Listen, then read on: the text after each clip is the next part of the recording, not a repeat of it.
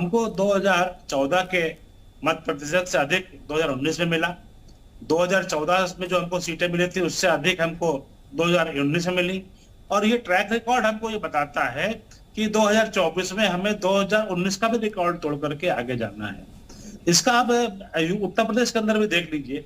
उत्तर प्रदेश के अंदर कभी भी सरकारें दोबारा नहीं आती थी, हर बार 5 साल के बाद सरकार बदल जाती थी। लेकिन उत्तर प्रदेश की जनता ने प्रधानमंत्री नरेंद्र मोदी के विजन को देखते हुए और योगी आदित्यनाथ जी के जो सुशासन को देखते हुए दोबारा से इस सरकार को जो है लेकर के आए और हमारे को काफी अधिक संख्या में हमको बहुमत के आधार पर सीटें दी। और यह विश्वास ऐसे ही नहीं बना है, यह विश्वास इसलिए बना है कि एक गरीब का बेटा, एक पिछले समाज से आने वाला व्यक्ति देश के लिए सोच रहा है, देश को ऊपर लाने के लिए सोच रहा है। 80 करोड़ गरीब जनता को चाहता है कि वो गरीबी की रेखा से ऊपर आए और 13.5 करोड़ गरीब जनता को गरीबी रेखा से ऊपर लेकर के आए पिछले 5 साल के अंदर। आप देखेंगे इंफ्रास्ट्रक्चर देश के अंदर बढ़ता चला जा रहा है। आप देखेंगे कि देश में विकास की एक नई दिशा में जा रहा है जी। आज देश सुरक्षित हाथों में है, सीमाएं सुरक्षित हैं देश की। आज देश के ऊपर कोई बुरी नजर लगाकर देख नहीं सकता है। आज प्रधानमंत्री मोदी उसकी आंखों में आंखें डाल करके, चाहे कितना भी शक्तिशाली देश हो, मोदी जी नरेंद्र मोदी ने कहा कि लाल किले की प्राचीर से अगले साल भी वो तिरंगा फहराएंगे। रथिन मिश्रा जी, आप सबसे पहला सवाल, ठीक है, उस पर कि कितना बदला, कितना काम हुआ, उस पर हम चर्चा करेंगे। लेकिन सबसे बड़ी बात है, प्रधानमंत्री नरेंद्र मोदी कह गए कि अगले साल वो मिल रहे हैं, 15 अगस्त को फिर तिरंगा फहरा रहे हैं लाल किले से। तो टेंशन तो कांग्रेस के लिए अभी से इस बात पे ही हो गई ना। देखिए जेपी जी, आपको और देश के सभी 140 करोड़ देशवासियों को स्वतंत्रता दिवस की हार्दिक बधाई और शुभकामनाएं। और मैं भगवान से प्रार्थना करूंगा कि हमारी ये स्वतंत्रता जो है वो इसी प्रकार बनी रहे और हमारी आने वाली पीढ़ियां भी स्वतंत्रता का आनंद लें। माननीय प्रधानमंत्री जी बोल रहे थे, तो प्रधानमंत्री जी के भाषण की 3 बातें मैंने जो नोटिस की। उन्होंने भ्रष्टाचार का मुद्दा उठाया, उन्होंने परिवारवाद का मुद्दा उठाया और उन्होंने युवाओं को देश की ताकत बताया। अब माननीय प्रधानमंत्री जी जब भ्रष्टाचार पे बोल रहे थे, तो अभी कैग की रिपोर्ट आई है जेपी जी, और उसमें आयुष्मान भारत में एक योजना है भारत सरकार की, उसमें घोटाले पे घोटाले बताए गए। एक ही मोबाइल नंबर पे 700 लोगों का इलाज चल रहा है। द्वारका एक्सप्रेस वे में 1 किलोमीटर सड़क 15 करोड़ में बननी थी, मोदी सरकार ने 250 करोड़ में बनाई। कहां गया वो 235 करोड़ रुपए, किसी को कोई आइडिया नहीं है। अडानी की कंपनियों को 20 लाख करोड़ का अनुचित जो फायदा पहुंचाया गया, उस पर माननीय प्रधानमंत्री जी नहीं बोले। अब युवाओं की बात कर लेते हैं। हमारे प्रधानमंत्री जी युवाओं पे बोल रहे थे, बहुत अच्छा लगा सुन के, मैं भी युवा हूं, मेरे तमाम साथी युवा हैं।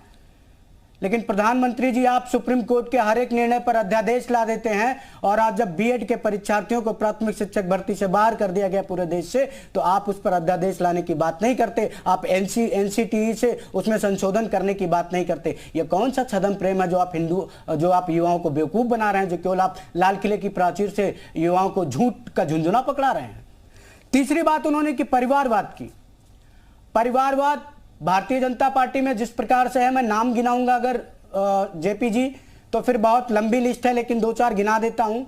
गृह मंत्री जी के बेटे जय शाह जी, रक्षा मंत्री जी के बेटे पंकज सिंह जी, उसके बाद कैलाश विजयवर्गीय के बेटे आकाश विजयवर्गीय, स्वर्गीय गोपीनाथ मुंडे जी की बेटी पंकजा मुंडे, उसके बाद रत्नेश जी वो पार्टी नहीं चला रहे हैं ना, पार्टी के मुखिया नहीं है, सुनिए, गांधी परिवार नहीं है ना, वो लगातार के नॉन स्टॉप बने जा रहे हैं। सर आप इंटरप्शन मत दीजिए, मैं बताता हूं।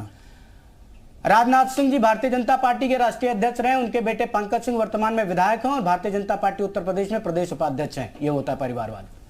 अब आ जाते हैं मूल मुद्दे पर कि भारत बदला कितना। जब हम आजाद हुए 1947 में, उस समय भारत को नेहरू जी ने लीड करते हुए एक विजन दिया।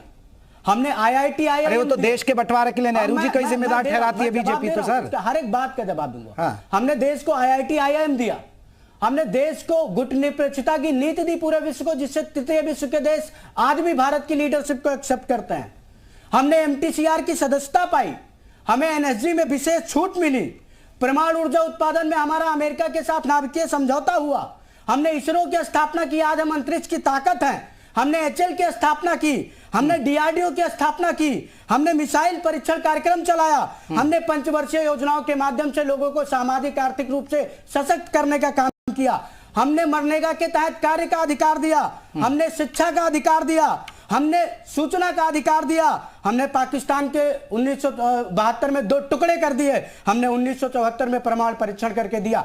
ये सारी चीजें हमने दी है। तो इतने लंबे वक्त आपने हुकूमत की कुछ तो करते ना देश के लिए। मैं एक जल्दी से आलोक अवस्थी जी फिर सपा के पास चलूंगा। उसकी ताकत जेपी 10 सेकंड उसकी ताकत आज गूगल का सीईओ हमारे नेहरू जी के बनाए हुए आईआईटी से पढ़ा हुआ लड़का है। आज माइक्रोसॉफ्ट का सीईओ हमारे नेहरू जी के बनाए हुए। ठीक है रत्नेश जी, हो गई बात आपकी। आलोक जी जल्दी से जवाब एक छोटा सा, फिर मैं सपा को जोड़ूंगा इसमें। ठीक है। इन्होंने बहुत कुछ दिया कह रहे हैं, लेकिन इसी कांग्रेस ने इमरजेंसी दिया, देश के लोकतंत्र का गला घोटा। इसी कांग्रेस ने देश का बंटवारा किया और भारत को 3 टुकड़ों में बांट दिया, पाकिस्तान और बांग्लादेश को। तो यहाँ बांटने वाले लोग हैं ये स्वार्थ से। थोड़ा धैर्य रखिए ना, अभी आपको सुना ना मैंने आपकी बातों को, मैंने सुना। आप धैर्य रखेंगे तो आप राहुल गांधी बहुत बड़े उम्र में मुझसे बहुत बड़े हैं। आप भारतीय जनता पार्टी के 5 काम बता दीजिए। आप भारतीय जनता, मैं आपको चुनौती देता हूं, आप भारतीय जनता सुन तो लीजिए ना रत्नेश जी, वो जवाब दे रहे हैं। ठीक है चलिए वो बता देंगे जवाब। मैं वही तो, अरे ठीक है बोलने तो दीजिए ना। अरे रत्नेश जी, जिससे अरे ठीक है ना रत्नेश जी, अरे मिश्रा जी बोलने दीजिए ना आलोक जी को, वो काम बता देंगे। आपने पूछ लिया एक बार, ठीक है। देखिए मेरा स्पष्ट रूप से कहना है, देश को बांटने का आरोप नेहरू जी को क्यों बन जाता है? आप लोग बंटवारा, पाकिस्तान, हिंदू मुस्लिम, राम मंदिर, इसके अलावा आपके पास कोई काम नहीं है। इसके अलावा आप बोल भी रहे। मैं आपसे पूछ रहा हूँ कि 5 काम बता दो सरकार। अरे प्रवक्ता महोदय 5 काम बता दीजिए। मैंने तो बताए, शिक्षा का अधिकार दिया, कार्य का अधिकार दिया, सूचना का अधिकार दिया, परमाणु परीक्षण किया, एनर्जी में विशेष छूट दिलाई, एनटीसीआर की सदस्यता। ठीक है अब ठीक है ना रत्नेश जी एक बार जवाब दे दे पूरा, फिर मैं आपको मौका दूंगा। ठीक है आलोक जी जल्दी से बात करिए, मैं सपा को भी जोड़ना मुझे इसमें। कांग्रेस का 2% वोट है, मात्र 2 विधानसभा सीटें हैं, लोकसभा मात्र 1 सीट है। अरे ठीक है रत्नेश जी, ठीक है मैं अब ठीक है। नहीं रत्नेश जी, अगर वो काम नहीं करते तो वो होते ना यूपी में वो खुद बैठे। आपकी क्या स्थिति आपको नहीं पता यूपी में? 5 काम बता। चलिए मैं आ रहा हूं, मैं लौट रहा हूं। मनोज राय प्रवक्ता एसपी के।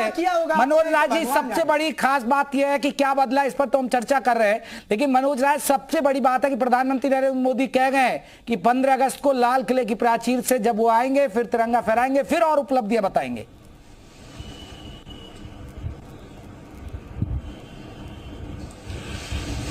प्रधानमंत्री जी क्या कह रहे हैं, क्या सुन रहे हैं, वो प्रधानमंत्री जी कर सकते हैं, क्योंकि जिस तरीके की उन्होंने बातें की है आज, मुझे लगता है कि देश की आजादी के 77 साल में किसी प्रधानमंत्री ने ऐसी बातें की नहीं।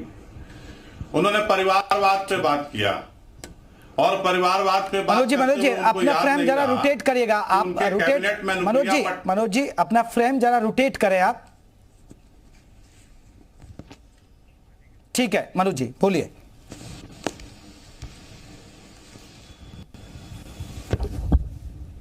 मनोज जी बोलिए। अब जब परिवारवाद की ये बात करते हैं, हेलो जी चलिए मैं लौटूंगा और भी हमारे साथ मेहमान है। पहले एक्सपर्ट्सों से बात कर लेते हैं। अमरेंद्र प्रताप है, कृषि एक्सपर्ट है। अमरेंद्र जी अब बात करें कृषि के क्षेत्र में, प्रधानमंत्री नरेंद्र मोदी ने भी कृषि क्षेत्र का बड़ा जिक्र किया। अगर हम सीएम योगी की बात करें तो यूपी के लिहाज से उन्होंने भी बड़ा जिक्र किया। आप कृषि एक्सपर्ट से आप मानते कि वाकई में कुछ बदलाव आपको नजर आता है?